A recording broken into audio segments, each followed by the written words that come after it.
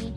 I'm going to show you in this video how I created this awesome vintage style countertop using IOD's Gregory's Catalogue paint inlay. I also have a bonus where I show you how I used IOD's barnwood stamp and vintage textured stamps. I hope that you enjoy this video, and if you could hit that subscribe button, that would be awesome. Let me know what you think of the finished product in the comments. Let's get going. Today we're using IOD's Gregory's Catalogue paint inlay and fluff chalk mineral paint. We're using the vintage textures and barnwood stamp with a brayer and chocolate chalk mineral paint by Dixie Belle. Gregory's Catalogue paint inlay is quite a large design, so it does come sort of like a jigsaw puzzle, so you'll need to make sure that you set it up properly. There is a guide on the back of the pack to help you with this. Make sure that you trim the borders of each sheet so that your lettering will line up properly. You need to work in sections so that your paint doesn't dry too quick. You need to apply a paint inlay to wet paint. I'm using Dixie Belle's Fluff Chalk Mineral Paint for this, but any chalk or mineral based paint will do fine. When you're laying your paint inlay, you want to make sure that you're using the more vivid side and that the grid side is facing you. You'll want to make sure that you press it down carefully, and then you want to make sure that you use a mister or a damp sponge to dampen your paint inlay. This is going to help the paint to release onto your wet paint. When you move on to each section, make sure you're careful to line up the lettering before you start pressing down. As soon as you start pressing that inlay into the wet paint, it will start to release, so be careful.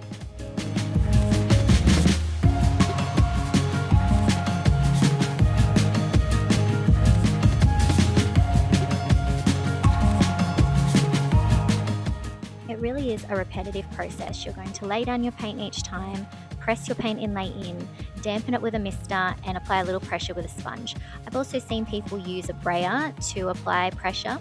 Now, if you want your design to be a little bit more faded, you're probably going to use a little bit less paint. If you want a vivid image, you're going to make sure that your paint's on there nice and thick. For this project, I wanted my design to be faded like one of those vintage shop displays, so I wasn't too careful about putting my paint on too thick.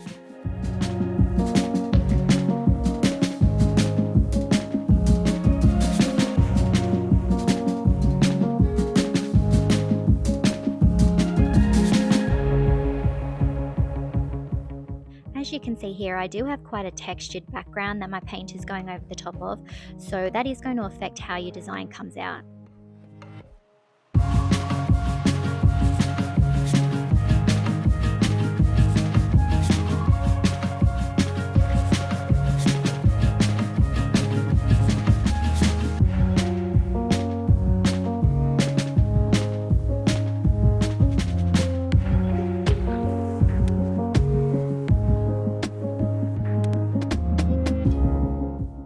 Working on quite a large space, so I used the entire design, but as you can see, this piece has a lot of sections to it, so you could definitely cut out the lettering individually. You could make some beautiful signs or put this on smaller pieces of furniture if you like. It really is up to you and your imagination.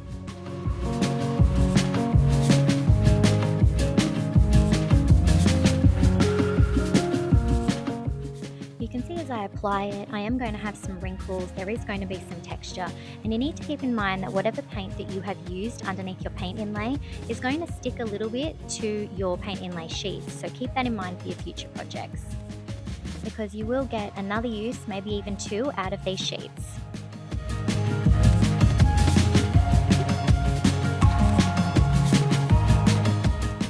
Once you've applied your whole design, you're going to want to give it about an hour to dry, but you don't want to leave it too long, because if you leave it on there, you do run the risk of your paper getting stuck. So maybe set yourself a timer so you remember to go back and check on it, and also remember it's going to be dry when it looks faded. When you're ready to remove your paint inlays, you're going to want to mist the sheets again, get them damp, give them a few seconds, and then very carefully peel back your paint inlay.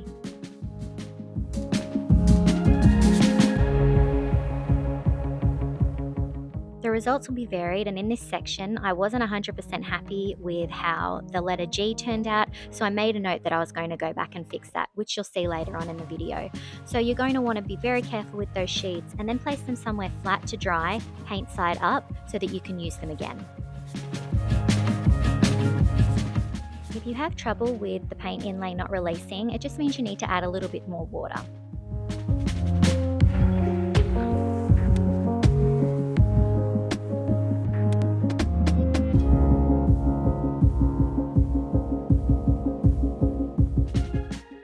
So I wasn't 100% happy with the letter S in this section either, so I knew that I was going to go back and fix this too. I really love the faded quality of this design though. It was exactly what I was going for. So here I'm going in and I'm spot treating. I'm fixing up areas that I wasn't happy with. I'm applying a little bit of paint in the areas where the paint inlay didn't release properly. And then I'm very carefully lining up the design. Now I've only put paint where the paint didn't release previously, and I'm being very careful to do that. So I'm pressing down and then I'm going to come in with my mister and a damp sponge, and I'm also going to have a little bit of sticky tape there to hold it in place.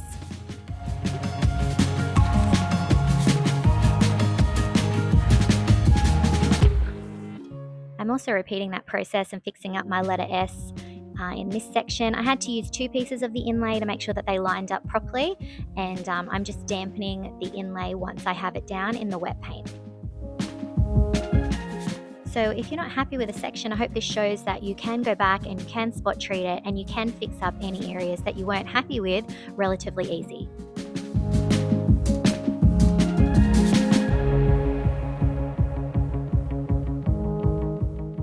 Now I'm going back and misting the sections that I spot treated and removing my paint inlay very carefully.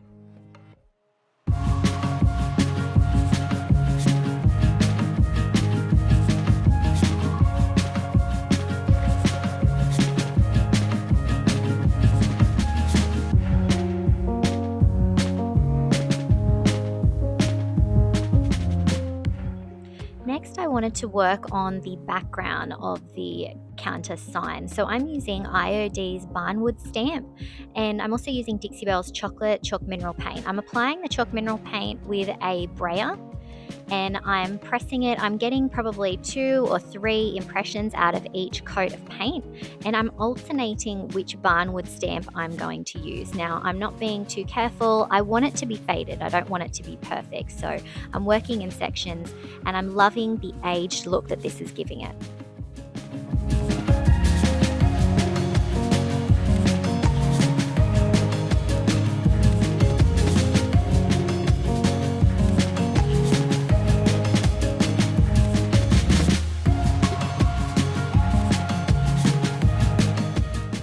Here I'm using the same stamp as above, but I've flipped it so that the grooves in the wood are going the opposite direction, just for a little bit of variation.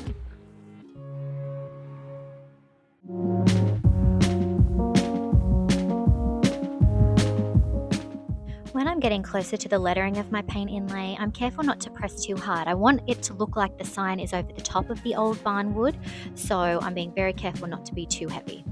The Barnwood stamp set also comes with wood ends that have what look like little nails, so I'm just going in and adding that to different areas, just sporadically. I also made use of IOD's Vintage Textures stamp, so you've got a lot of different designs here. I'm using the cracked paint effect here because obviously it looks like this wood has been whitewashed, so I wanted that aged effect.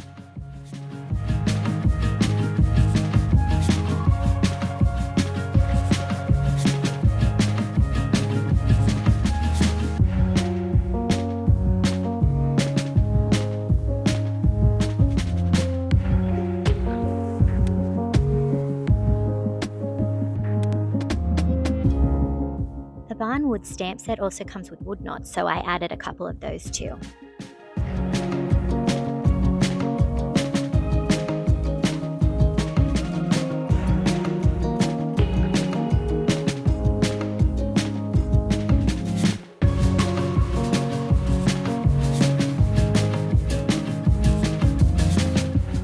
Here I'm using another vintage textured stamp. This time it's the crackled paint.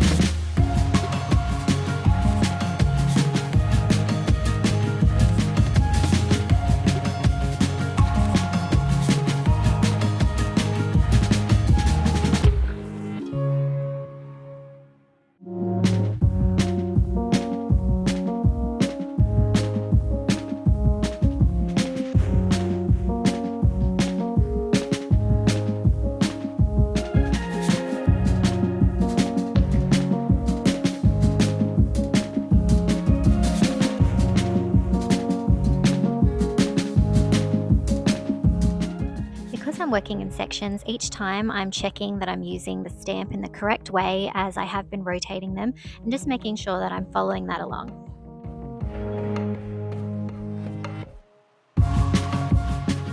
There's a lot of text here, so I'm pressing very lightly and I'm not putting any extra paint on my stamp.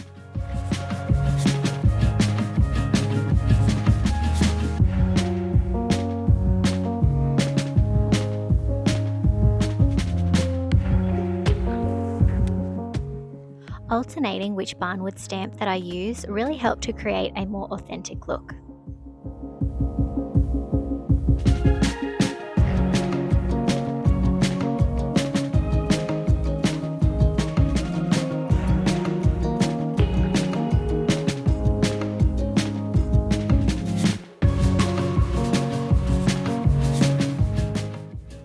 Now I'm just pressing randomly on the crackled paint stamp and just sort of sporadically placing that all over the design.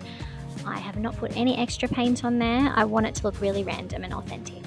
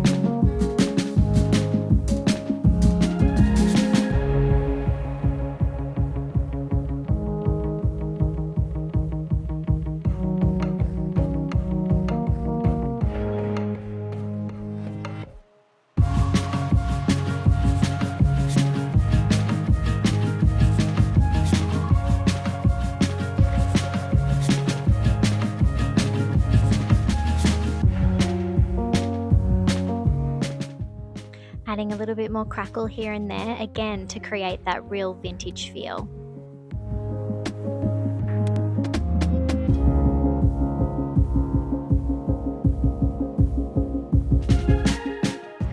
And here's a closer look at the finished product and how those vintage textured stamps can really add to the authentically aged look of a piece.